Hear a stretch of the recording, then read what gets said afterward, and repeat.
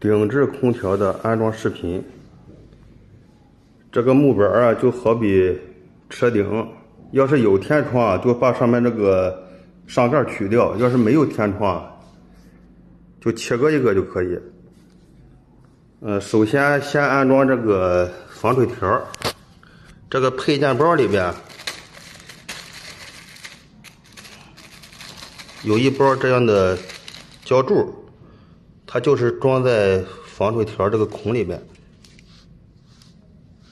这几个都是。这个胶柱安装完以后啊，然后把防水条这一面的这个贴纸把它揭掉，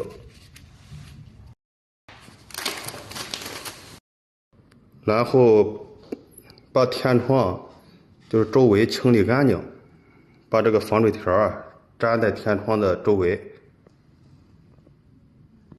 防水条安装完以后，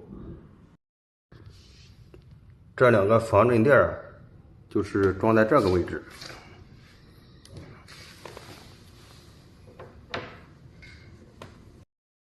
这一边一个，然后把这个主机直接放到这个车顶的天窗上，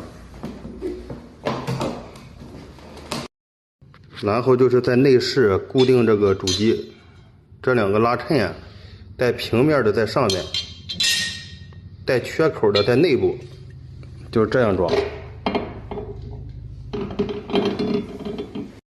这两根拉撑的螺丝一定要打紧。安装完以后啊，然后就是装这个内饰板，里边带的这个棉条啊，就是包在风口这个周围。主机上一共有4个插头，就是插到这个面板上。这个最长的就是芯体的温度，就是插到这个蓝色的口上。这个短一点，这个白色的就是环境温度，插到这个白的上面。这个是风机的插头，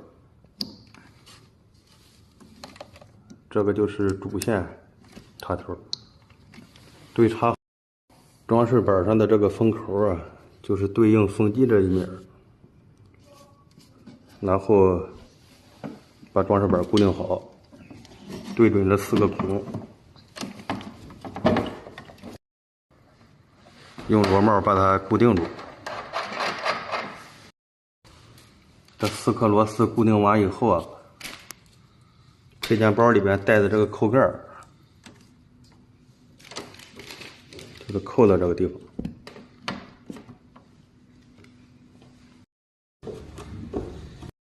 然后就是调节车顶上这两个胶柱，高矮调节好了，用这个螺母把它固定住。最后就是安装电源线，这个红色的线就是连接电瓶的正极，黑色的线就是连接电瓶的负极。